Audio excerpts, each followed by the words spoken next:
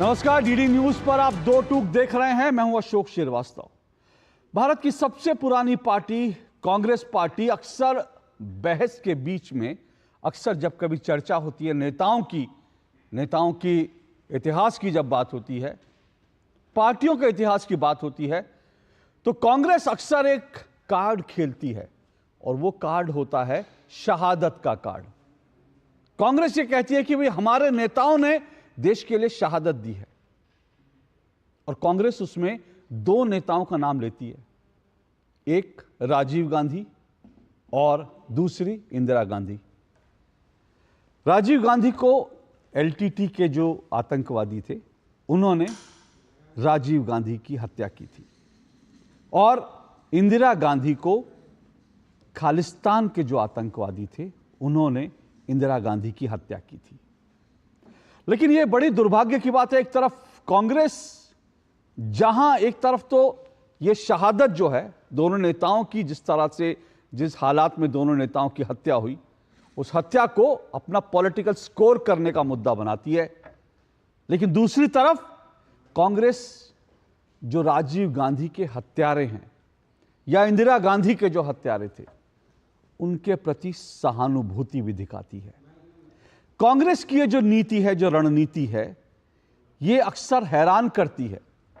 आखिर ऐसा क्या कारण है कि जो लोग आपके नेता की हत्या करते हैं, आप उन्हीं के पक्ष में बोलने लगते हैं।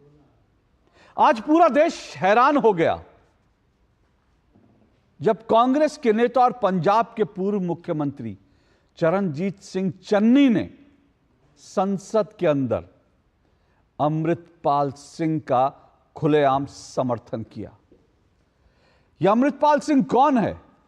यह अमृतपाल सिंह खडूर साहिब लोकसभा सीट से भले ही ये इस बार 2024 के लोकसभा चुनाव में जीता है, लेकिन यह फिलहाल जेल में बंद है अमृतपाल सिंह।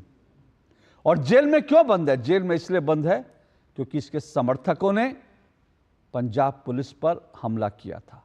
जेल में इसलिए बंद है क्योंकि खुलेआम ये खालिस्तान की वकालत करता है।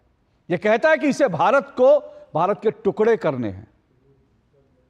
यह कहता है कि इसे भारत के टुकड़े करके खालिस्तान बनाना है। इतना ही नहीं, अमृतपाल सिंह जेल में बंद जो अलगाववादी आतंकवादी है, उसने यह भी कहा है कि इंदिरा गांधी की जो हत्या हुई वो ठीक हुई। और इतना ही नहीं, अमृतपाल सिंह ने अपने बयानों में यह भी कहा कि अगर खालिस्तान के लिए कोई विरोध करेगा तो उसका अंजाम भी इंदिरा गांधी की तरह होगा। अब ऐसे नेता की खुलेआम वकालत करना, और वो भी कांग्रेस के पूर्व मुख्यमंत्री, पंजाब के पूर्व मुख्यमंत्री चन्नी, खुलेआम उनके समर्थन में जिस तरह से उतरे, वो अपने आप में कई तरह के सवाल खड़े करता है। ये सवाल इसलिए बहुत गंभीर हो जाते हैं क्योंकि जिस वक्त चन्नी ये बयान दे रहे थे, उस वक्त राहुल गांधी, कांग्रेस के नेता, विपक्ष के नेता, वो भी संसद के अंदर मौजूद थे। तो सवाल यह है कि दरअसल क्या चन्नी ने जो बयान दिया था वो कांग्रेस की कोई स्ट्रैटेजी है? अगर स्ट्रैटेजी है तो फिर क्या स्ट्रैटेजी है? अचानक से कांग्रेस अगर खालिस्तानियों का समर्थन कर रही है तो क्या कांग्रेस खालिस्तान का भी समर्थन करती है? क्या कांग्रेस भारत के टुकड़े टुकड़े करने का समर्थन करती है? वैसे इस सवाल सुनकर के ज्यादा हैरानी किसी को नहीं होती, क्योंकि राहुल गांधी पहले भी कह चुके हैं कि भारत जो है वो राष्ट्र नहीं है, बल्कि वो तो यूनियन ऑफ स्टेट्स है। और राहुल गांधी वही नेता हैं जब दिल्ली के जेएनयू में नारे लगे थे, भारत तेरे टुकड़े होंगे इंशाअल्लाह इंशाअल्लाह। राहुल गांधी उस दिन जेएनयू जाकर खड़े हुए थे, और जिन लोगों पर आरोप है भारत के टुकड़े करने के नारे लगाने के, राहुल गांधी उनके समर्थन में खड़े हुए थे। और ऐसे ही एक नेता जिस पर आरोप है कि वो इस नारेबाजी का मास्टरमाइंड था, वो आज राहुल गांधी का करीबी है। कांग्रेस उसे लोकसभा में एक बार नहीं, दो बार टिकट दे चुकी है। इसलिए कांग्रेस की आखिर मंशा क्या है, ये समझना आज बहुत जरूरी है। क्योंकि चन्नी का जिस तरह से समर्थन, चन्नी ने जिस तरह से अमृतपाल का समर्थन किया, वो कोई बहुत बड़ी साजिश लगती है, साजिश भारत के खिलाफ। दो टूक में आज हम इसी पर चर्चा करेंगे, लेकिन उससे पहले आज इस पूरे मसले पर जो राजनीति संसद में हुई, संसद के बाहर हुई, वो सुनिए। और आज चन्नी की सीधा सीधा भिड़ंत भी हुई रवनीत सिंह बिट्टू के साथ। रवनीत सिंह बिट्टू वो हैं जिनके दादाजी बेअंत सिंह वो भी शहीद हुए थे। खालिस्तानी आतंकवादियों ने रवनीत सिंह बिट्टू के जो दादा थे बेअंत सिंह, उनकी हत्या की थी। और बिट्टू कल तक वो पंजाब कांग्रेस में थे, लेकिन अब वो बीजेपी के सांसद हैं और केंद्रीय मंत्री हैं। बिट्टू और चन्नी के बीच भी आज दो टूक, दो हाथ हुए, वो भी आपको सुनवाता हूं। और खालिस्तान को लेकर, खालिस्तानी अमृतपाल सिंह को लेकर किस तरह से संसद और संसद के बाहर राजनीति हुई, वो भी जरा सुनिए।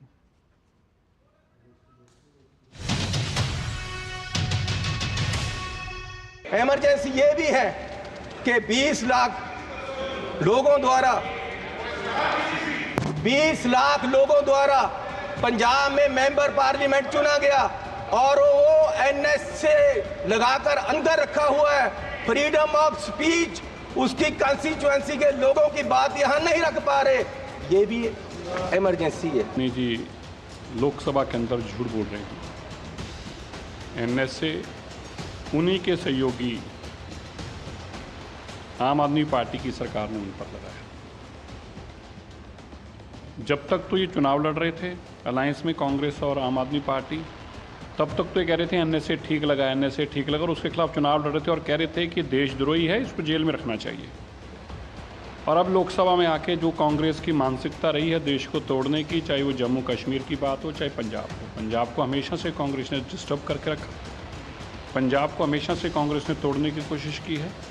कांग्रेस ने पंजाब के नाम से ऊपर देश के अंदर सत्ता हासिल की है, बार बार सिखों को बदनाम करके उन्होंने देश में सत्ता हासिल की है। वही मानसिकता, वही मोडस ऑपरेंडी अब राहुल के कहने के ऊपर चरणजीत चन्नी कर रहे हैं।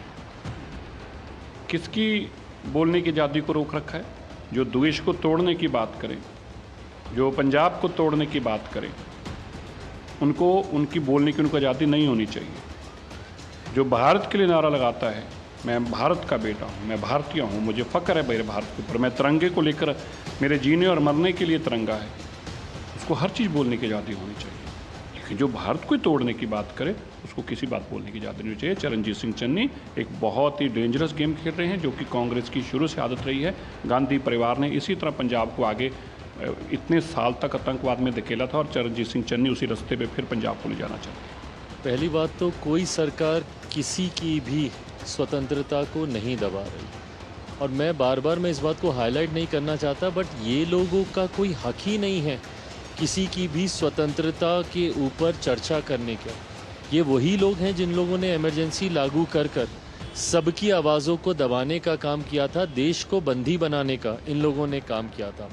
हैविंग सेड दैट, ये जिस व्यक्ति की बात कर रहे हैं उसकी सोच का कोई समर्थन करे, मुझे नहीं लगता। चन्नी के बयान पर मैं इतना ही कहूंगा कि इंदिरा गांधी का हत्यारा खालिस्तानी, और खालिस्तानी का समर्थन कांग्रेस का, बाहर कांग्रेस जय चन्नी, ये भारत की संप्रभुता पे हमला है। कांग्रेस का हाथ खालिस्तानियों के साथ। बिट्टू जी, आपके पिताजी शहीद हुए थे, माननीय सदस्य, लेकिन मैं आपको कह दूं वो उस दिन नहीं मरे थे, वो उस दिन मरे जिस दिन आपने कांग्रेस को छोड़ा। मेरे दादाजी सरदार बेअंत सिंह जी, उन्होंने कुर्बानी देश के लिए दी, कांग्रेस के लिए नहीं दी, देश के लिए दी। और ये इस चन्नी की बैठो। ये अपनी जायदाद पूछे इनको, ये आप गरीबी की बात कर रहे हैं। अगर सारे पंजाब से सबसे अमीर आदमी ये ना हो और सबसे करप्ट ना हो, मैं अपना नाम बदल दूंगा। हजारों करोड़ का मालिक ये चरणजीत चन्नी है। और ये गोरा किसको कह रहे हैं? माननीय सदस्य सोनिया गांधी जी, वो कहाँ के हैं ये पहले बताएं। भाई सोनिया गांधी जी कहाँ के हैं? ये सबसे मीटू में, ये सारे केसों में ये सबसे करप्ट है।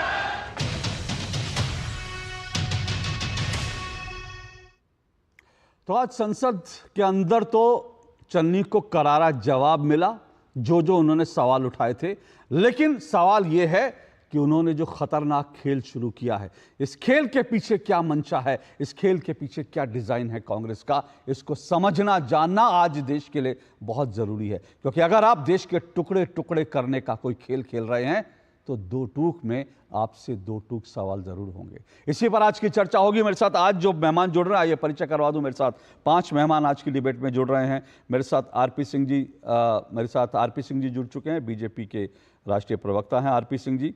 मेरे साथ राहुल सिंह काजला जुड़े हुए हैं, कांग्रेस के नेता हैं राहुल सिंह जी। शशिकांत जी मेरे साथ पूर्व डीजीपी जो हैं पंजाब के, वो भी जुड़ चुके हैं। मेरे साथ स्टूडियो में परविंदर सिंह सेठी जुड़े हुए हैं, आम आदमी पार्टी के समर्थक हैं। और मेरे साथ बहुत जल्द एक और मेहमान जुड़ेंगे, लेकिन तब तक मैं शुरुआत करता हूं। और सबसे पहले मेरा सवाल राहुल सिंह काजला जी आपसे है। राहुल सिंह जी, आखिर ये कौन सा नया खेल शुरू हुआ है, खालिस्तानियों का इस तरह से खुलकर समर्थन करना? कांग्रेस की ये रणनीति तो इससे पहले कभी नहीं थी। अशोक जी, इसे खेल कहना वास्तव में एक शर्मनाक चीज है। ये खेल खालिस्तानियों का या किसी विचारधारा का नहीं है। चरणजीत सिंह चन्नी ने एक सीधा सवाल पूछा। उन्होंने पूछा कि खडूर साहिब के जो 20 लाख लोग हैं, उन्होंने एक व्यक्ति को चुना और चुन करके इस सदन में भेजा, और वो व्यक्ति आज इस सदन का हिस्सा नहीं बन पा रहा है, तो उन 20 लाख लोगों की क्या गलती थी? उनकी आवाज को क्यों दबाया जा रहा है? उनकी आवाज आज इस सदन में क्यों नहीं पहुंच रही है? उनके जो मांगे हैं वो इस सदन में क्यों नहीं पहुंच रहे हैं? उनकी आवाज का गला क्यों घोटा जा रहा है? अगर वो व्यक्ति खालिस्तानी था, अगर वो व्यक्ति देश के टुकड़े करना चाहता था, अगर वो व्यक्ति ऐसी किसी विचारधारा को मानता था, तो ये सरकार क्या सो रही थी? वो व्यक्ति खुले में आता है, चुनाव लड़ लेता है। काजला, अगर क्या हमारा एक मिनट राहुल सिंह काजला, आपने कहा अगर ये व्यक्ति खालिस्तान समर्थक है, अगर आपने अगर कहा, मैं अशोक जी सर राहुल जी मुझे क्लेरिफाई कीजिए ना, मुझे स्पष्ट करके बताइए। मैं तो इस सवाल आप मानते हैं कि अगर मगर है इसमें? अशोक जी, मैं सरकार नहीं हूं, मैं सरकार अरे सर, आप सरकार नहीं है, सरकार तो चन्नी भी नहीं है, सरकार तो चन्नी भी नहीं है। तो मैं आपसे अरे बाबा, मैं आपसे सीधा पूछ रहा हूं, अगर आपने कहा अगर। अशोक जी, मैं तो ये मानता हूं कि हमारे देश की जो एजेंसीज हैं, अगर कोई नहीं आप नहीं अगर एजेंसी नहीं, अच्छा ओके, रुकिए, मैं अभी पर्दाफाश करता हूं, रुकिए, मैं अभी पर्दाफाश करता हूं, एक मिनट राहुल सिंह काजला, एक मिनट, मैं अभी पर्दाफाश करता हूं। आपने कहा आप एजेंसी नहीं है, आप सरकार नहीं है, और आप कह रहे हैं कि सिर्फ एजेंसी और सरकार बोल सकते हैं ना कि वो खालिस्तान समर्थक है कि नहीं। आप ये कहना चाहते हैं ना? जरा मेरा एक मिनट मेरे प्रोड्यूसर से जरा मेरा रिक्वेस्ट है, जरा सुनाइए कांग्रेस नेता का बयान, रणदीप सिंह सुरजेवाला, जरा रणदीप सिंह सुरजेवाला 2023 का 1 मिनट बयान। अरे सुनिए, एक मिनट राहुल सिंह काजला, एक मिनट राहुल सिंह काजला, एक मिनट मत परेशान होइए, सुनिए। आपके बड़े नेता हैं, आपके धुरंधर नेता राहुल गांधी के राइट हैंड रहे, उनका बयान सुनवाता हूं मैं। रुकिए राहुल सिंह काजला, अभी परेशान मत होइए, अभी तो पहला ही मैंने आपकी तो अभी पहला धागा खोला है, अभी ऐसे बड़े धागे खोलूंगा। रुकिए 1 मिनट, जरा सुनवाइए रणदीप सिंह सुरजेवाला को, सुनवाइए जरा Randeep Singh Surjewala. Who helped the anti-India propagandist and supporter of terrorists Amrit Paul escape in the first instance? Question number 2. Where was Amrit Paul hidden? आप समझ गए होंगे, अंग्रेजी में बयान था, लेकिन मैं अपने दर्शकों को बता दूं, क्योंकि मैं जानता हूं आप, 1 मिनट रुकिए, मैं अपने दर्शकों को बता दूं, क्योंकि वो तो आप तो अंग्रेजी जरूर समझते होंगे, इसलिए आप समझ गए होंगे। रणदीप सिंह सुरजेवाला ने कहा अमृतपाल सिंह को भारत विरोधी प्रोपेगेंडिस्ट और आतंकवादियों का समर्थक। ये मैं नहीं कह रहा हूं, बीजेपी का कोई नेता नहीं कह रहा है, रणदीप सिंह सुरजेवाला कह रहे हैं। और इसीलिए आज मेरा सवाल यह है कि क्या कांग्रेस 2023 तक इसका विरोध में थी, आज वो इसकी समर्थक हो गई है? इसका मतलब आज आप खालिस्तानियों का खुलकर समर्थन कर रहे हैं, क्योंकि आप आज खालिस्तान के पक्ष में खड़े हो गए हैं। राहुल सिंह काजला, बोलिए। मुझे अशोक जी, पहली बात तो मुझे इस चीज पर शक हो रहा है कि क्या आप देश के हित में बोल रहे हैं या कांग्रेस के विरोध में बोल रहे हैं। पहले तो उस चीज को हम साफ कर लें। दूसरी आपको बात, समझ में नहीं आ रहा अगर किसके विरोध में बोल रहा हूं। मैं भारत बिल्कुल, को तोड़ने वालों को मुझे विरोध तो में लग बोल रहा है रहा हूं, कि इसलिए देश- आपके मुझे तो विरोध में नहीं देश बोल के रहा हित से ज्यादा ही हूं। जो आज कांग्रेस अमृतपाल सिंह के खिलाफ मुझे तो आपके मुंह से देश के शब्द हित नहीं से निकल ज्यादा ही कांग्रेस का रहे। विरोध एक लग साल रहा है पहले तक कि रणदीप सिंह आप- सुरजेवाला बोल रहे आपको थे मतलब देश से ये नहीं, भारत आपको विरोधी मतलब है, कांग्रेस से है। आतंकवादी है, और आज राहुल सिंह काजला कह रहे हैं अगर वो तो वो आतंकवादी, आतंकवादी अगर वो चुना- खालिस्तान समर्थक है, तो- ये राहुल सिंह काजला, इसमें शर्म आनी चाहिए आप लोगों को, शर्म आनी अशोक जी, चाहिए। शर्म आनी चाहिए इस भाजपा सरकार को कि अगर एक आतंकवादी उनके राज्य में चुनाव लड़ जाता है। अच्छा, शर्म आनी अच्छा, चाहिए मोदी अच्छा, सरकार को। ओ, शर्म आनी ओके, चाहिए तमाम ओके, एजेंसीज ओके, को। ओके। शर्म आनी चाहिए बहुत तमाम सही। भाजपा के अब नेताओं सुनिए, को। अब सुनिए, शर्म एक आनी और चाहिए इनका तमाम धागा लोगों खोल को देता जिनकी हूं। जिम्मेदारी सुनिए, है अब गवर्नमेंट आप मुझे मालूम है सच सामने आया, अब आप इधर उधर, अब एक और धागा आपका खोल देता हूं, एक और धागा खोल देता हूं। मैं बोलने लगता हूं, चरणजीत बस सिंह आप- चन्नी ने क्या बोला संसद असली के आवाज अंदर, झूठ दबाना बोला। इसे कहते हैं, मैं आपको अशोक जी, बताता आवाज हूं, दबाना इसे कहते हैं। राहुल सिंह काजला, अभी धागे खुलने शुरू हुए हैं, रुकिए। कितने वोटों से जीता ये अमृतपाल सिंह? 20 लाख लोगों का अशोक जी- प्रतिनिधित्व करता है ये। क्या वो 20 लाख लोगों की बताइए, constituency नहीं से नहीं नहीं आते बताइए हैं? कि कितने लोगों का क्या वो प्रतिनिधित्व 20 करता लाख है लोग ये? हैं? मैं उसी विचारधारा को मान रहा हूं जिस विचारधारा से आप 145 मैंने पूछा करोड़ लोगों कितने का लोगों का वो प्रधानमंत्री नरेंद्र मोदी को रिप्रेजेंटेशन कह करता देते है? हैं। क्या 145 कितने लोगों का रिप्रेजेंटेशन करता है? मोदी को वोट दिया था? क्या कितने लोगों का 145 करोड़ लोगों ने रिप्रेजेंटेशन करता नरेंद्र है? मोदी को वोट दिया था? कितने करोड़ लोगों ने नरेंद्र मोदी मेरे को वोट सवाल दिया का था, जवाब अशोक दीजिए, जी? इनकी आवाज नीचे कीजिए, आप इनकी मेरे आवाज सवाल नीचे का जवाब कीजिए, अभी दीजिए, हल्ला अशोक मचा जी। रहे हैं, इनके धागे खोलना हूं मत, रुकिए, आवाज नीचे करिए इनकी। ये जो चन्नी और राहुल सिंह काजला जो सरेआम झूठ बोल रहे हैं ना, मैं आप इस झूठ का दूसरा धागा खोलता हूं। इनका एक झूठ का धागा मैं पहले खोल चुका हूं, क्योंकि रणदीप सिंह सुरजेवाला ने कहा कि अमृतपाल सिंह आतंकवाद का समर्थक है 2023 में। राहुल सिंह काजला कह रहे हैं कि अगर वो है, रणदीप सिंह सुरजेवाला ने कहा कि भारत विरोधी प्रोपेगेंडिस्ट है। राहुल सिंह काजला कह रहे हैं अरे मेरे को तो पता नहीं, अमृतपाल सिंह वो तो चुना हुआ सांसद है। चन्नी ने संसद में सरेआम ये झूठ बोला कि उसको 20 लाख लोगों ने चुना है।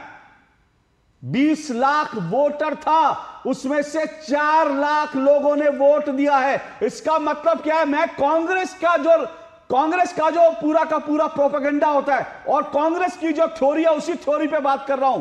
कांग्रेस प्रधानमंत्री नरेंद्र मोदी को कहती है कि अरे नरेंद्र मोदी को तो सिर्फ 35% लोगों ने चुना है, 70% लोग मोदी के खिलाफ हैं।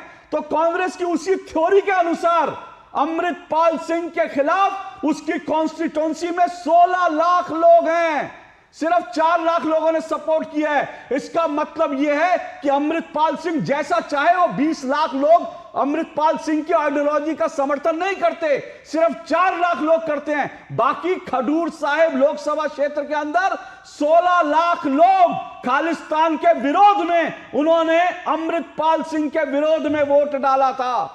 समझे आप? और अगर कांग्रेस यह कहती है कि 20 लाख लोगों का प्रतिनिधित्व करता है इसलिए वो जो कहे सही है, तो उस आधार पर प्रधानमंत्री नरेंद्र मोदी 140 करोड़ लोगों का प्रतिनिधित्व करते हैं। और बीजेपी आज जो पॉलिसी चाहती है वो पॉलिसी देश में लागू होनी चाहिए। यूसीसी लागू होना चाहिए, सीए लागू होना चाहिए, एनआरसी लागू होना चाहिए, वो हर चीज लागू होना चाहिए जो बीजेपी की घोषणा पत्र में है। अगर कांग्रेस के हिसाब से, कांग्रेस का मैं अगर थ्योरी मान लूं तो ये डबल चेहरे दिखाना बंद कर दीजिए। दो टूक में हर डबल चेहरे के ऊपर से नकाब उतारना जानता हूं मैं, हर चेहरे से नकाब उतारना जानता हूं मैं।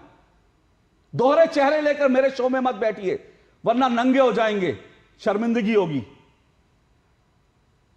आरपी सिंह मैंने बयान सुनवाया। ये लोग अब तक कह रहे थे कि भैया रणदीप सुरजेवाला कह रहे थे भारत विरोधी है, ये आतंकवाद समर्थक है। आज अचानक चन्नी पक्ष में उतर आए हैं, क्या कारण है भाई? तो जी थोड़ा हमको इतिहास में जाना पड़ेगा और थोड़ा कांग्रेस का इतिहास समझना पड़ेगा और पंजाब से जुड़ा हुआ इतिहास क्या रहा है कांग्रेस का वो भी हमको समझना पड़ेगा। हालांकि पूर्व डीजीपी साहब बैठे हैं शशिकांत जी, ये इनको अच्छी जानकारी है वहाँ के अंदरूनी मामलों की, परंतु जितना मैं इतिहास फॉलो करता रहा हूँ पंजाब का और जितना मैं समझ पाया हूँ 1976-77 के अंदर भी इसी प्रकार से ही कांग्रेस ने एक अलगाववादी को खड़ा किया था, उसका नाम भिंडरावाला था। अगर जीबीएस सिद्धू की किताब मेरे हाथ में है, अगर इसको पढ़ लेंगे तो उसमें जानकारी मिल जाएगी किस प्रकार से भिंडरावाला को वहां पे प्लेस किया गया और बाद में उसको यूज करने की कोशिश की गई और काफी हद तक इस्तेमाल भी हुआ और बाद में देश का चुनाव हुआ, उसमें कांग्रेस जीती और सारा जो बीच का घटना चक्र है वो सबको जानकारी में है। परंतु ये भी जानकारी में होगा कि संजय गांधी और कमलनाथ दो लोगों ने इनिशिएटिव लेकर भिंडरावाला को शॉर्टलिस्ट किया था और बाद में ज्ञानी जैल सिंह जी उनको सपोर्ट करते रहे और उनकी प्रेस कॉन्फ्रेंस भी जो थी वो भी उन्होंने कोऑर्डिनेट कराई, पहली प्रेस कॉन्फ्रेंस भी। आज भी उसी प्रकार का मामला पंजाब में हो रहा है। 2027 के इलेक्शन की तैयारी अब से शुरू हो चुकी है। ये जो बयान है ये ऐसे नहीं कि ऑफ द कफ बयान है। आप ध्यान करिएगा, राहुल गांधी ने कहा India is union of state, आपने इसका जिक्र किया। अमृतपाल सिंह भी यही कहता है, India is union of states. वह कहते हैं कि पंजाब अलग है, हम भारत के साथ जुड़े हुए हैं, अब हम अलग होना चाहते हैं। इसी प्रकार की कुछ थ्योरी हो सकता है राहुल गांधी को, मुझे पता नहीं, परंतु जब यूनियन ऑफ स्टेट कहते हैं वही सेम बयान वो अमृतपाल देता है तो कहीं ना कहीं आपस में कहीं तार मिले दिखते हैं, सोच मिली दिखती है। परंतु अभी ये जो आज चन्नी का बयान है ये उस परिप्रेक्ष्य में देखे जो उन्होंने भिंडरावाला को खड़ा करने के लिए तब समर्थन किया था ताकि हम अकालियों का जो वोट बैंक है उसको काट सकें, उसको तोड़ सकें और हम किस प्रकार से अकालियों को पीछे कर सकें और हम कैसे राजनीति में आगे बढ़ आरपी सिंह जी, सकें। अब भी एक सेकंड दे दीजिए, बस एक सेकंड और। अभी भी अमृतपाल को जो ये जो समर्थन मिल रहा है कांग्रेस का, ये उसी दिशा में कदम है कि हम किस प्रकार से आने वाले 2027 के इलेक्शन के लिए जो रेडिकल सोच के लोग हैं पंजाब में उनका समर्थन किस प्रकार से हम प्राप्त कर सकें। आप ये कह रहे हैं कि वोट बैंक के लिए, वोटों के लिए कांग्रेस पार्टी भिंडरावाला 2 खड़ा कर रही है, आप ये आरोप लगा रहे हैं? बिल्कुल, वो भिंडरावाला और ये अमृतपाल है, ये आए भी तब थे जब चन्नी वहां के मुख्यमंत्री थे, और निरंतर लगातार उनके जो काम थे उनको समर्थन मिलता रहा। उसका जो काम था अमृतपाल का उसको समर्थन मिलता रहा, उस पर चेक नहीं लगा। और फिर बाद में जो दूसरी पार्टी आई उन्होंने भी यही किया, कोई आम आदमी पार्टी ने कम नहीं किया, उन्होंने भी वही किया, क्योंकि वह भी उसी प्रकार के एलिमेंट के समर्थन से ही चुनाव जीते थे। और वही कारण है कि कुलतार सिंह जी जो स्पीकर हैं पंजाब असेंबली के, जब वह बाहर जाते हैं तो वह खालिस्तानियों के साथ ओपनली भोजन करते हैं, फोटोएं डालते हैं, पिक्चर डालते हैं। और इसी प्रकार से उनके बाकी नेता भी जब विदेश जाते हैं, खालिस्तानियों से मिलते हैं, अपने सोशल मीडिया में ओपनली पिक्चर डालते हैं, ये दिखाने के लिए कि आपने हमारे को समर्थन दिया था, आज हम आपका पे बैक टाइम, हम आपको वापसी व कर्जा उतार रहे हैं। एक बात सुनिए, और वही कारण था कि अमृतपाल के खिलाफ एक्शन लेते हुए सरकारें डर रही थी, वहां की सरकार डर रही थी, वह बेशक चन्नी की सरकार थी चाहे वह मान की सरकार थी, सरकार है। सॉरी, मैं एक सवाल जो है राहुल सिंह काजला ने उठाया था, मैं वो आपसे जरूर पूछूंगा, हालांकि मुझे उसका जवाब मालूम है क्योंकि वो देश का संविधान के तहत जो है ये व्यवस्था है। अभी उसके ऊपर आरोप साबित नहीं हुआ, आरोप उसके साबित होगा तो सीधी सी बात है, अभी कोर्ट, अभी वो एनएसए के तहत जेल में बंद है और आरोप साबित होने से पहले, लेकिन मैं आपके पास आऊँगा उससे पहले मैं जरा मैं सेठी जी के पास जाना चाहता हूँ। सेठी जी, ये जो कुछ चन्नी जी ने आज बोला, आपको लगता है कि ये सही लाइन है? क्या आपको भी लगता है कि जो है आवाज़ दबाई जा रही है अमृतपाल सिंह की एनएसए के तहत उसको बंद करके? नहीं, देखिए, सबसे पहली बात तो मैं ये बात स्पष्ट कर देना चाहता हूँ कि चाहे कोई भी राजनीतिक पार्टी है, चाहे कांग्रेस है, बीजेपी है, आम आदमी है या और अन्य पार्टियाँ हैं, कोई भी पार्टी देश के खिलाफ नहीं है। Country comes first. अगर देश के लिए कोई चीज़ गलत है तो उसके लिए अगर किसी व्यक्ति ने कोई बयान दिया है तो उसकी गहराई में जाने की आवश्यकता है। अगर उन्होंने इस बात का बयान दिया कि अमृतपाल चुने हुए सांसद हैं, मैंने तो शुरू से एक बात कही है कि राजनीति के अंदर एक तो आप मिनिमम एजुकेशन फिक्स करिए और जो भी क्रिमिनल है उसको राजनीति में चुनाव लड़ने का अधिकार होना नहीं चाहिए। मेरी बात सुनिए सेठी जी, मेरी बात सुनिए, ये तो बड़े चुनाव सुधारों की बात होगी। हर पॉलिटिकल पार्टी जब विपक्ष में होती है सब चुनाव सुधारों की बात करती है, सत्ता में होने पे चुनाव सुधार किसी को याद नहीं आता। ठीक है, इस देश में गुंडे, बदमाश, मवाली, हत्यारे जो है सब संसद में पहुंच जाते हैं क्योंकि देश का संविधान में इस तरह की व्यवस्था है और होनी चाहिए, वो ठीक है, वो होनी चाहिए, आपका मैं समर्थन करता हूं, ठीक है ना, वो होनी चाहिए। मुझे आज जो हो रहा है मैं उसके ऊपर आपकी राय जानना चाहता हूं। देखिए जो फिलहाल जो चीजें हैं, जो फिलहाल है, जो आज की तस्वीर है, क्या चन्नी का समर्थन करना ठीक है? माफ कीजिएगा, क्या चन्नी ने अगर अमृतपाल का समर्थन किया है तो वो सही है? नहीं, मैं ये समझता हूं कि चन्नी जी ने जो समर्थन करा है वो एक राजनीतिक बात हो सकती है, लेकिन अगर आप अमृतपाल जी की जो उन्होंने खालसा राज की मांग करी है, मैं आपको बता दूं जो सिमरनजीत सिंह मान है वो कई सालों से खालिस्तान की मांग कर रहे हैं, लेकिन उनके ऊपर तो एनएसए नहीं लगा।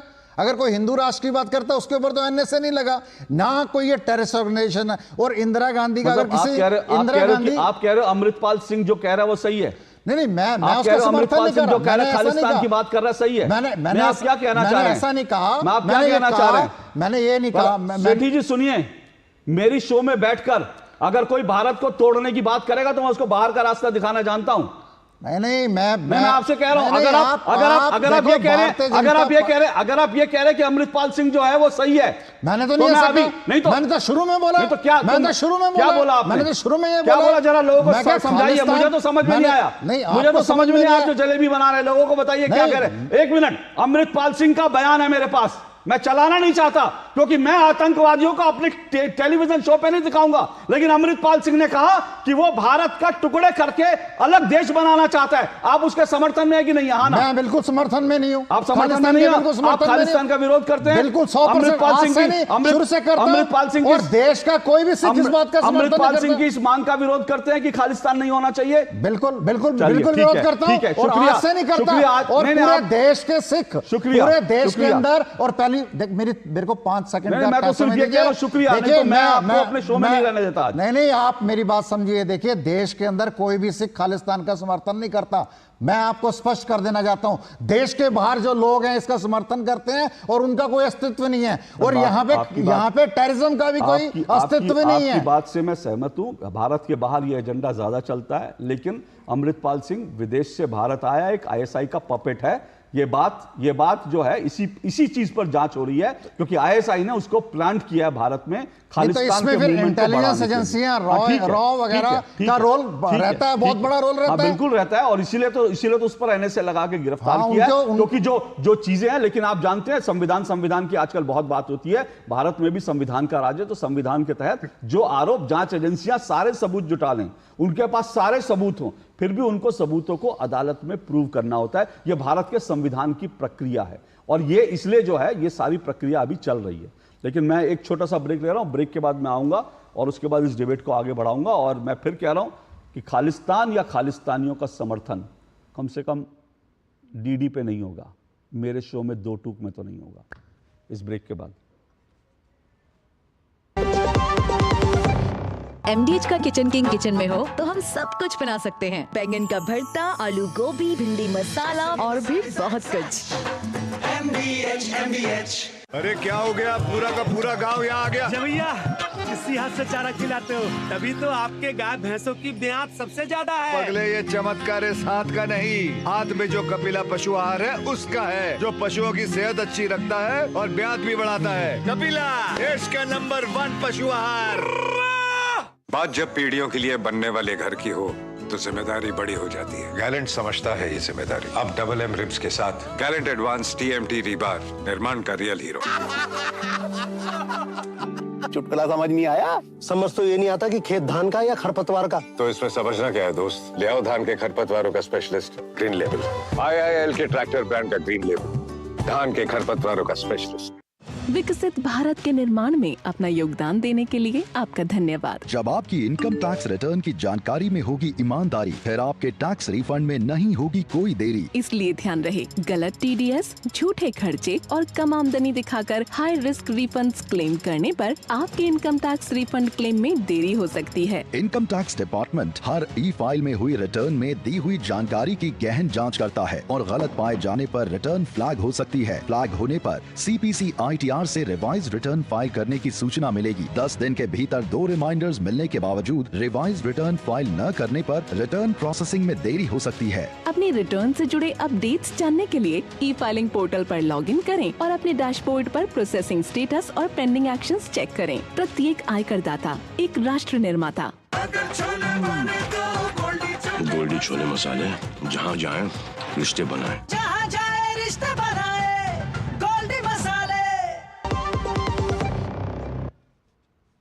दो टुक आप देख रहे हैं और दो टुक में आज हम चर्चा कर रहे हैं। कांग्रेस ने आज अमृत के नाम पर, अमृतपाल के नाम पर जो विष उगला है संसद में, उस विष उगलने के पीछे आखिर क्या कांग्रेस की रणनीति है, समझने जानने की कोशिश कर रहे हैं। क्योंकि अमृतपाल सिंह वो है जो कांग्रेस की नेता इंदिरा गांधी की हत्या को जस्टिफाई करता है, सही बताता है। अमृतपाल सिंह वो है जो भारत के टुकड़े करने की बात करता है। अमृतपाल सिंह वो है जो कहता है कि भारत के टुकड़े करके खालिस्तान बनाना चाहिए। अमृतपाल सिंह वो है जो कहता है कि अगर खालिस्तान के नाम पर लोग विरोध करेंगे तो उनका अंजाम भी वही होगा जो इंदिरा गांधी का हुआ। आज एनएसए के तहत वो बंद है, लेकिन दुर्भाग्य से खडूर साहिब सीट से, लोकसभा सीट से जीत गया है और इसीलिए आज उसके समर्थन में कांग्रेस उतर आई।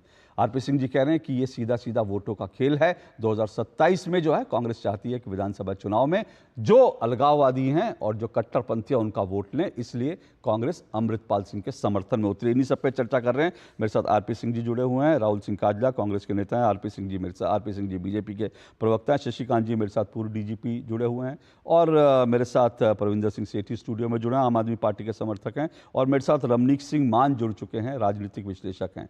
मैं डीजीपी साहब आपके पास आ रहा हूं, एक मिनट, एक बार पहले मैं मान साहब की टिप्पणी ले लूं। रमनीक जी, ये जो कांग्रेस ने अमृत के नाम पर जो विष उगला है आज संसद में, क्या रणनीति, क्या है आपके, क्या खेल दिखता है इसके पीछे आपको? देखिए, ये इसको देखने के नजरिए कई हैं। पहला नजरिया ये है कि जिस व्यक्ति ने ये बात कही है और जो व्यक्तित्व जो उन्होंने कहा है, पहला तो वो पूर्व मुख्यमंत्री हैं पंजाब, नंबर एक बात। नंबर दो बात, पंजाब वो प्रांत है जो सीमावर्ती प्रांत है, पाकिस्तान से लगता हुआ क्षेत्र है और एक इतिहास है पंजाब में। एक काला दौर गुजरा है पंजाब में, जबकि अनेकों भारतीयों की, इसके अंदर मैं संज्ञा जो है वो हिंदुओं की, सिखों की अलग अलग नहीं देना चाहूंगा, अनेकों भारतीयों की हत्या की गई है पंजाब में और वो काला दौर जो है उसको लौटाने का प्रयास। देखिए, पहली बात तो ये है कि अगर आप इस सब जितना भी अलगाववाद है या सेपरेटिज्म है इसके अगर आप बैकग्राउंड में जाएंगे तो आप देखेंगे कि 1947 से निरंतर सिखों से, पंजाबियों से झूठ बोला जा रहा है और झूठे वायदे वो किए जा रहे हैं और वो सिलसिला आज तक जारी है। 1973 में अनंतपुर साहब रेजोल्यूशन किया, उसके अंदर भी उन्होंने इस तरीके की बातें करी। मैं समझता हूं कि अगर आज भारत के अंदर प्रॉब्लम है, आप कश्मीर से शुरू हो जाइए। पीओके की समस्या कांग्रेस की देन, पंजाब की समस्या कांग्रेस की देन, पूर्वोत्तर राज्यों की समस्या कांग्रेस की देन, तिब्बत की समस्या कांग्रेस की देन, बलूचिस्तान की समस्या कांग्रेस की देन। सो ये जितनी भी समस्याएं आज हम फेस कर रहे हैं या भारत के अंदर जो आंतरिक चैलेंजेस हैं या जो एक्सटर्नल बाहर के दुश्मनों से चैलेंजेस हैं, उनके पीछे कहीं ना कहीं कांग्रेस या कांग्रेस की नीतियां नजर आती और कांग्रेस इसके अंदर भी कई बार दो फाड़ हुई है। जैसे आपने देखा हुआ एक समय पे सरदार पटेल जो है वो नेहरू जी के विचारों से सहमत नहीं थे और नेहरू जी ने तो यहां तक कह दिया था कि हमने क्या करना है पीओके का, हमने क्या करना है तिब्बत का, वहां पे घास का तिनका नहीं उगता। तो इस प्रकार की सोच। तो अब अगर आप ये कहें कि आपने एक बहुत बड़ा हिस्सा पाकिस्तान के निमित्त कर दिया है पीओके का और पंजाब को भी आप एलिनेट करना चाह रहे हैं और आप उन लोगों को, उन तत्वों को, उन तथ्यों को आगे कर रहे हैं कि जो पंजाब को भारत से तोड़ने की बात करता है, जो खालिस्तान की बात करता है, जिसकी अपनी मां ने ये कह दिया कि मेरा बेटा खालिस्तान नहीं चाहता, उसने कहा कि मेरी मां गलत कह रही है कि मैं खालिस्तान चाहता हूं। तो इन लोगों के पीछे कौन है? जो K2 प्लान है पाकिस्तान का, जिसके अंदर कश्मीर 1 और खालिस्तान 2, ये जो चल रहा है, इसके अंदर अब ये उस आग को, उस शोले को फिर भड़काने का प्रयास कर रहे हैं, जिस आग ने भारत की एक तत्कालीन प्रधानमंत्री की जान ली, पंजाब के एक तत्कालीन मुख्यमंत्री की जान ली और ये दोनों नेता, और तीसरे जो असैसिनेशन हुआ था वो प्रधानमंत्री दक्षिण भारत में लिप्टे के आतंकियों के द्वारा। तो जिस कांग्रेस पार्टी ने इतने वर्षों से ये कहा कि हमारे दो नेता शहीद हुए देश के लिए, हमारे एक मुख्यमंत्री शहीद हुए देश के लिए, उस कांग्रेस के उसी प्रांत के पूर्व मुख्यमंत्री के मुंह से ये बात कि जब वो समर्थन करते हैं एक ऐसे व्यक्ति का जो भारत से पंजाब को अलग करने की बात करते हैं और इनका आइडिया जो खालिस्तान का, वो खालसा राज का नहीं है, इनका आइडिया खालिस्तान का एग्जैक्टली वही है जो पाकिस्तान का है, जिसके अंदर जो खालिस्तान की परिकल्पना है, जो नक्शा है, जो बाउंड्री है, वो भारत और पाकिस्तान के बॉर्डर से अपना ईस्ट की तरफ यानी कि भारत की तरफ है। 1 इंच भी धरती की ये पाकिस्तान की नहीं मांगते, 1 इंच भी धरती ये उस क्षेत्र की नहीं मांगते जहां लाहौर रहा, जहां ननकाना साहब रहा, करतारपुर साहब रहा, जो गुरुओं की धरती है, उसकी ये बात नहीं करते। जो खालसा राज की राजधानी रही उसकी ये बात नहीं करते। तो इन चीजों से वाजे होता है कि इसके पीछे कहानियां क्या। और ये वही व्यक्ति हैं, माफ करना, चन्नी साहब, कि जिनके समय पे तत्कालीन प्रधानमंत्री राजीव गांधी जी के मृत्यु के बाद, उनके हत्या के बाद पहली बार अगर भारत के कोई प्रधानमंत्री किसी उनके ऊपर खतरा आया, भारत के अंदर उनके ऊपर ऐसा खतरा प्रतीत हुआ कि उनकी जान को खतरा हो सकता है, तो वो पंजाब के अंदर चरणजीत सिंह चन्नी की सरकार के समय पे हुआ। और उनका उसके ऊपर उत्तर क्या था? उनका उत्तर था, अरे कोई गोली तो नहीं चलाई इन्होंने, अरे कोई गोली तो नहीं चली। दैट वाज द एटीट्यूड, ये उनका एटीट्यूड था चन्नी साहब का इस प्रति। तो मैं समझता हूं कि जो व्यक्ति खालसा वीर के नाम पे, जो व्यक्ति सिख पंथ के नाम पे आगे आता है और वो सिखों का एक नेता बनने की कोशिश करता है 40 साल के बाद, एक किसी और अन्य संत की जो उनका स्वरूप धारण करके, और वो कह के कि जी पंजाब से नशा मुक्त होना चाहिए, पंजाब में हमको खालसा वीर चढ़ाए, उसका सगा भाई जो है वो ड्रग्स के साथ गिरफ्तार होता है। तो हरप्रीत सिंह जो है ड्रग्स के साथ पकड़ा गया। मैं यही कह रहा हूं, डबल स्टैंडर्ड देखिए। ये आदमी कहता है कि जो है ड्रग्स का खिलाफ पंजाब को से ड्रग्स की सफाई करनी है, ये अमृतपाल सिंह कहता है, और उसका भाई जो है वो ड्रग्स के साथ पकड़ा जाता है। और मान साहब, आपने बिल्कुल, रमनीक जी ने बिल्कुल सही याद दिलाया कि इस व्यक्ति ने यह भी कहा था, जब उसकी मां ने कहा कि समर्थक नहीं है, तो उसने कहा मेरी मां कुछ नहीं है, मैं समर्थक हूं। तो ये आदमी अमृतपाल सिंह ना अपनी सगी मां का है ना भारत मां का है, और ऐसे के पक्ष में जो है चन्नी साहब उतरे हैं, बैटिंग कर रहे हैं।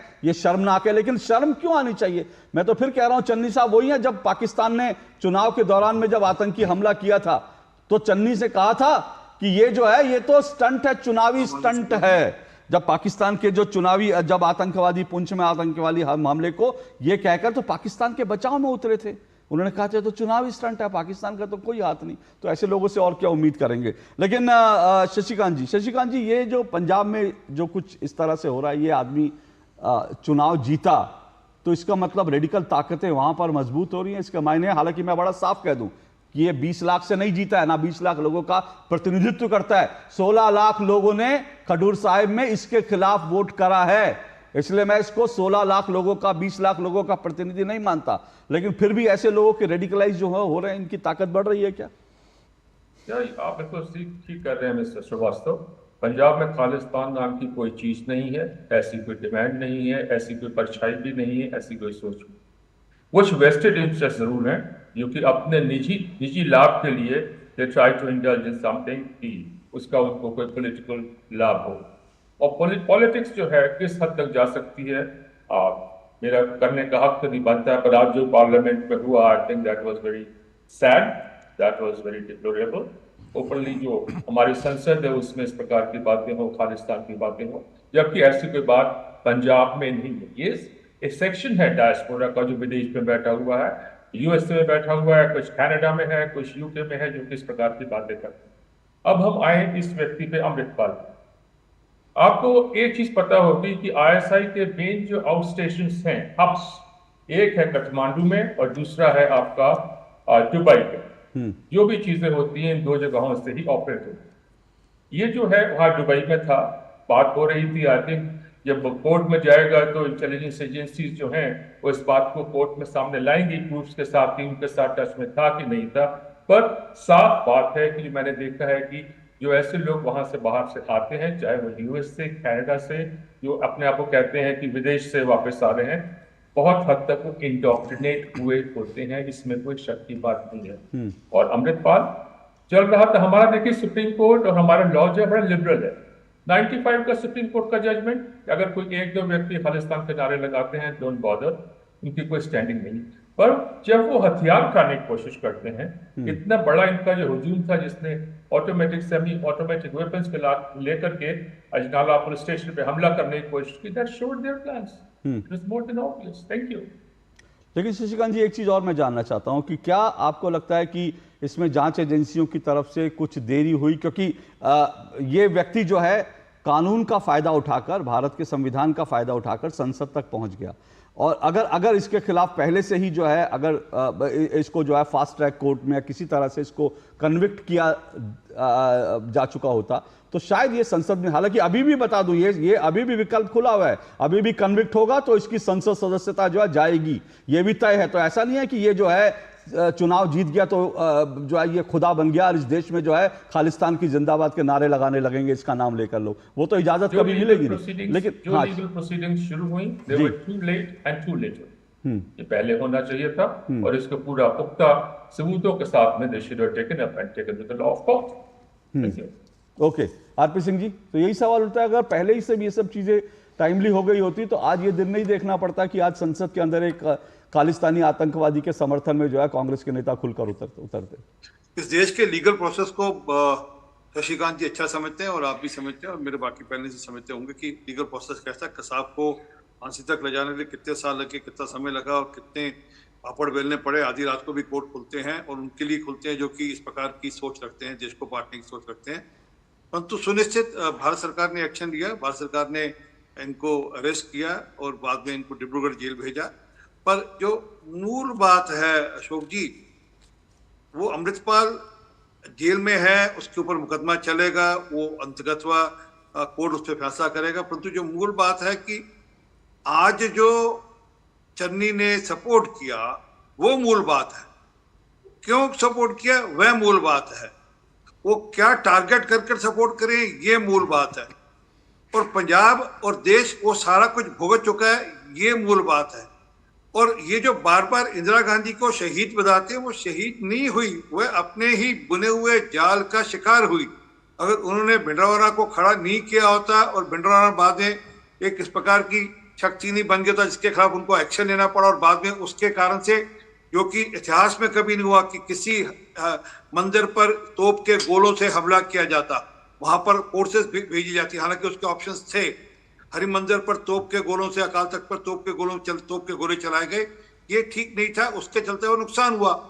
और परंतु जो टारगेट था वो पूरा हुआ, वो था चुनाव जीतना। अब भी ये जो चन्नी कर रहे हैं वो किसी ना किसी बड़ी सोच को दिमाग में रखते हुए, वो ये नहीं कि कोई ऑफ द कफ कोई बयान दे दिया। ऐसी क्या जरूरत पड़ती चन्नी साहब को यकायक कि वो अमृतपाल के पक्ष में बयान देते? आज ऐसा क्या हो गया कि एकदम कि बहुत बड़ा कोई देश में संकट खड़ा हो गया? नहीं, आज व्यक्ति की अभिव्यक्ति की आजादी को लेकर बहुत बड़ा कोई प्रश्न खड़ा हो रहा था। कोई ऐसा तो नहीं था कि नहीं इमरजेंसी लग गई देश के अंदर, उसके लिए एग्जाम्पल देने के लिए उनको सिर्फ चन्नी का एग्जाम्पल देने, सॉरी अमृतपाल का एग्जाम्पल देने के लिए बचा था क्या? तो ये एक सोची समझी गेम प्लान है।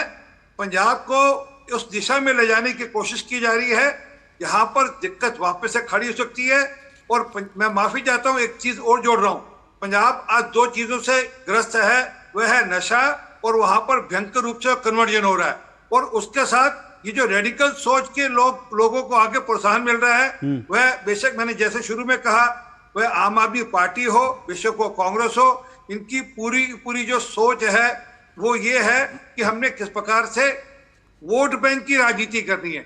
उसके चलते देश का नुकसान हो, पंजाब का नुकसान हो, इंसानियत का नुकसान हो, इनको उसकी दिक्कत नहीं है। ओके राहुल सिंह काजला, आपको नहीं लगता कि इस तरह से रीजन जो भी रहे हों, मैं फिर कह रहा हूं कि भारत के जो संविधान का फायदा उठा के उसमें जो भी हर जगह लूप होल्स होते हैं उसका फायदा उठा के वो संसद तक पहुंच गया, और जितना मेरी समझ है बहुत ज़्यादा दिन तक सांसद रहेगा नहीं, क्योंकि अल्टीमेटली कन्विक्ट होगा तो उसकी संसद सदस्यता जाएगी।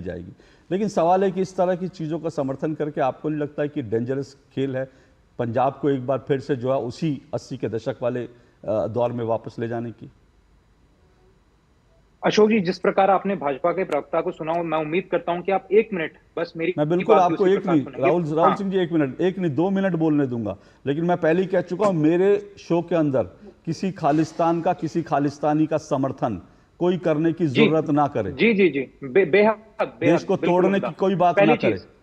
बिल्कुल आपने अशोक जी एक बात कही कि आजकल देश में संविधान बहुत हो रहा है, तो जी देश में संविधान का राज है और संविधान ही होगा। दूसरी चीज, आप लोग भाजपा के प्रवक्ता ने भी कहा, आपने भी कहा कि राहुल गांधी ने कैसे देश को एक यूनियन ऑफ स्टेट्स कह दिया।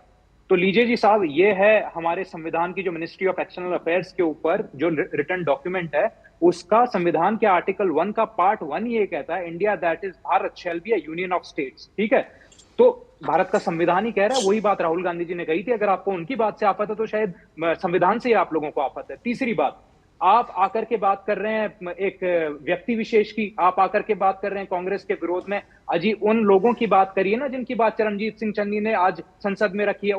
चरणजीत सिंह चन्नी ने तो ये भी कहा कि कई लाख लोग ऐसे हैं जिनकी जो आवाज है वो आज संसद में नहीं पहुंच रही है, कई लाख लोग ऐसे हैं जिनकी मांगे जो हैं वो आज संसद में नहीं पहुंच रही है। आरपी सिंह जी ने 2 प्रॉब्लम्स बताई ना अभी पंजाब की, उन्होंने कहा कि नशे की प्रॉब्लम है। अजी इनके जो पार्टनर्स हैं जिनके साथ ये बिल्कुल बाहों में बाहें डाल करके 10 साल इन्होंने राज किया पंजाब में, उसी अकाली दल ने अफीम के घोल में डुबो दिया पंजाब को। अब एक पूरी की पूरी जनरेशन को खा गए, ये पूरी की पूरी जवानी और पूरी की पूरी नस्ल इन लोगों ने खराब कर दी। किस मुंह से ये लोग कह रहे हैं कि नशे की प्रॉब्लम है पंजाब में? नशे की प्रॉब्लम लेकर के कौन आया पंजाब में? अगर इन लोगों को अमृतपाल से इतनी ज्यादा समस्या थी तो हमारी इंटेलिजेंस एजेंसी जैसे पूर्व डीजीपी साहब ने और राहुल सिंह काजला, मैंने आपको 2.5 मिनट तक 1 मिनट, हाँ 1 मिनट आरपी सिंह, राहुल सिंह काजला, मैंने आपको 2.5 मिनट तक भी नहीं रोका, आपने 1 मिनट कहा था, मैंने 2.5 मिनट तक भी नहीं रोका। और आपने बहुत सारी चीजें संविधान को, मैं आज वो डिबेट नहीं करना चाहता। मैं ये भी जानता हूँ राहुल गांधी जो संविधान करते हैं। सुनिए मेरी बात सुनिए, अब आपको बोलने दिया, मेरी बात सुनिए, अब मेरी बात सुनिए। राहुल गांधी किस चाइनीज मॉडल के तहत वो लाल किताब लेकर घूमते हैं, आज मैं उस पर बात नहीं करना चाहता, लेकिन मेरे पास ये भी जानकारी है, राहुल गांधी किस चाइनीज मॉडल को लेकर घूमते हैं और जो किताब लेकर घूमते हैं उस किताब के अंदर क्या है, मेरे पास वो भी नहीं। लेकिन आपने कहा, अगर इनको, मेरा सवाल सुन लीजिए, मेरा सवाल सुन लीजिए, मेरा सवाल सुन लीजिए, मेरा सवाल सुन लीजिए, मेरा सवाल सुन लीजिए, मेरा सवाल सुन लीजिए। नहीं राहुल काजला मेरा सवाल नहीं सुनेंगे क्योंकि इनको पता है मैं सवाल करूंगा इनके कपड़े उतर जाएंगे। राहुल काजला मुझे पता है आप मेरा सवाल नहीं आने देंगे क्योंकि मैं सवाल पूछूंगा आपके कपड़े उतर जाएंगे। छोड़ दीजिए, इसलिए आपने सवाल, आपने सवाल पूछने का मौका नहीं देना चाहते, कोई बात नहीं, मुझे मालूम है मेरे सवालों से आप लोग डरते हैं क्योंकि आप लोगों के कपड़े उतर जाते हैं, नंगे हो जाते हो, आप लोग नंगे हो जाते हो। ऐसी बात बोल रहा है, बताइए आरपी सिंह जी, बोलिए। वो लाल किताब है अशोक जी, वो भारत का संविधान है। जी मुझे संविधान पे ज्ञान मत दीजिए, सबको आदर करना चाहिए, मुझे संविधान पे ज्ञान मत दीजिए। जो लोग भारत को तोड़ने की बात करते हैं वो संविधान की बात करें, उनके मुंह से अच्छा नहीं लगता। जिनके मुंह से पूरे, इनकी आवाज नीचे करिए, जिनके पूरे पूरे पूरे शो में, जिस आदमी के मुंह से पूरे शो में एक आतंकवादी के लिए एक शब्द नहीं निकला, वो संविधान की बात मेरे सामने करता है। अरे जाकर अपना आईने में शक्ल देखो, आईने में शक्ल देखो राहुल सिंह काजला, संविधान की बात करते हो और एक आतंकवादी भारत तोड़ने वाले के खिलाफ बोलने में आपकी जबान छिल जाती है। आपके मुंह से आज संविधान की बात करना अच्छा नहीं लगता। जरा आईने में शक्ल देखिएगा अपनी, आपको दिखाई देगा, नकाब दिखाई देगा, चेहरा देखोगे तो। बोलिए आरपी सिंह जी। ये बस छोटी सी बात जोड़नी है। इन्होंने अभी कहा ड्रग्स को लेकर एक बड़ा विषय उठाया, परंतु मैंने एक बात और जोड़ी थी क्रिश्चियन कन्वर्जन पर।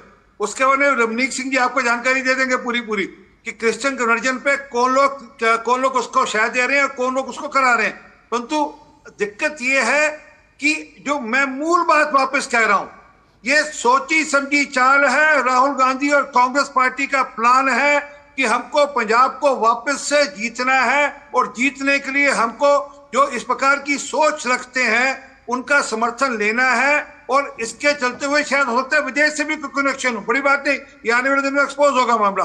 कोई Channi off the cuff remark नहीं कर रहे, वो कहीं से अपने आप उठकर एकदम ऐसा बयान नहीं दे सकते जब तक उनको आदेश नहीं मिला हो राहुल गांधी जी का या खड़गे जी का। मैं एक खुलासा कर दूं, सुनिए, जो आपने कहा बिल्कुल आपकी बात से सहमत हूं, लेकिन क्या है ना, कांग्रेस टेस्ट करती है, कांग्रेस की रणनीतियां टेस्ट करती है।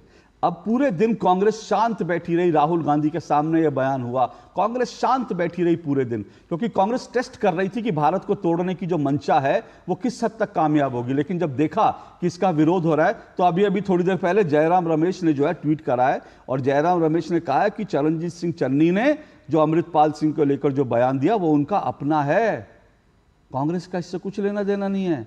ये देखिए, यही खेल कांग्रेस में चलता है, पहले भारत तोड़ने का एक बयान दे देगा, पहले एक कन्हैया कुमार आएगा, कहेगा भारत की सेना रेप करती है, फिर कांग्रेस के नेता आएंगे अरे वो तो उनका अपना निजी बयान है, फिर एक आएगा भारत को टुकड़े टुकड़े में बांट देना चाहिए, फिर वो कहेंगे अरे तो उनका अपना बयान है। ये कांग्रेस की रणनीति है कि एक पत्थर मारो और देखो कि भारत के टुकड़े हो सकते हैं नहीं हो सकते। लेकिन सुन ले कांग्रेस के लोग, भारत के टुकड़े करने की हैसियत नहीं है तुम्हारी।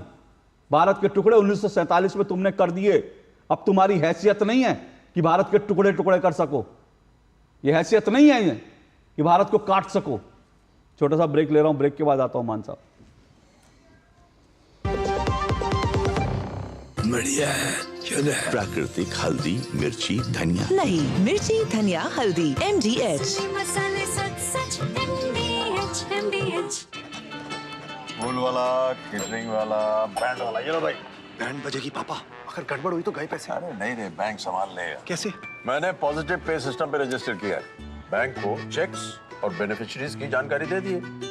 बैंक चेक करेगा, जांच करेगा, डिटेल्स मैच नहीं तो क्लियरेंस नहीं। अच्छा, लाइए मुझे दीजिए। फोटो वाला, लाइट वाला, मंडप वाला। आरबीआई कहता है जानकार बनिए, सतर्क रहिए। बिल्कुल सही कह रहे हैं। बात जब पीढ़ियों के लिए बनने वाले घर की हो तो जिम्मेदारी बड़ी हो जाती है। गैलेंट समझता है ये जिम्मेदारी। अब डबल एम रिब्स के साथ गैलेंट एडवांस TMT रीबार, निर्माण का real hero. Hi bro, how was your week? यार सिविल का तो तुझे पता ही है, same old routine. What about yours? Mine